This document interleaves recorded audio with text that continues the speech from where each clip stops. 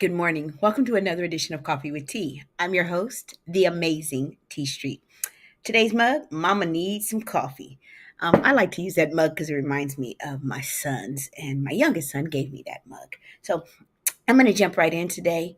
Whatever you do, don't skip the process of stretching.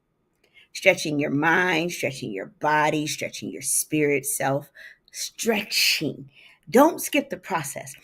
I had to learn a hard lesson as I've gotten older. When I used to train, I had two different trainers. My first trainer was Felicia, and my second trainer was Nicole. One of the things that I loved about Felicia is that she's super creative in how she trains. But one of the things I loved about Nicole is Nicole understood the efficacy of a good stretch. Not just stretching before you worked out, but there would be days when we would schedule in just intentional time, and all we would do in our session was she would stretch my body.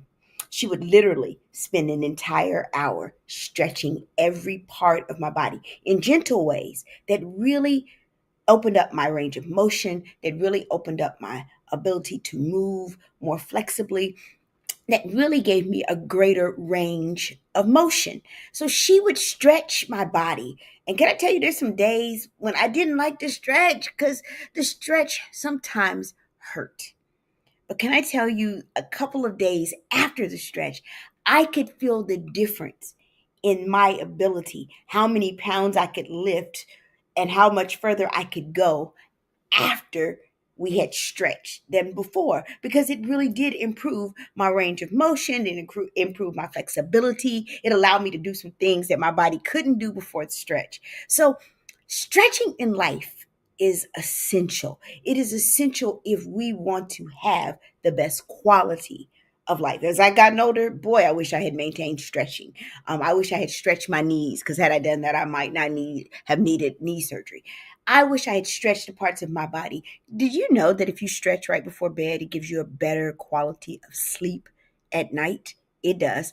So just learning how to stretch. Now, stretching doesn't always feel good, and it's not always convenient.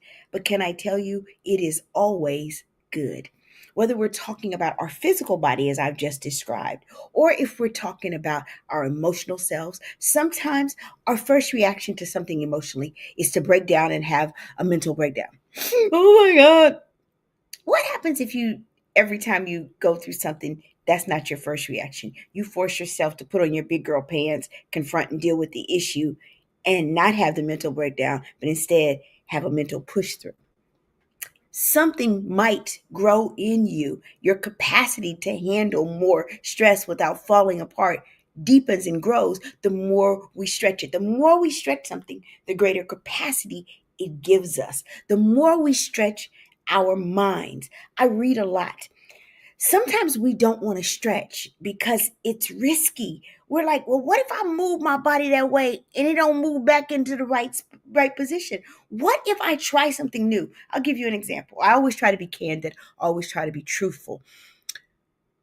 I have some speeches that I know like I know the back of my hand. And they're what I call my old go-tos. I know them so well. I don't have to practice. My timing is impeccable. All of the things that come with public speaking that people are like, T, it's your craft. You make it look good. Y'all, it's not good because it's my craft. It's good because I work at it. I stretch myself.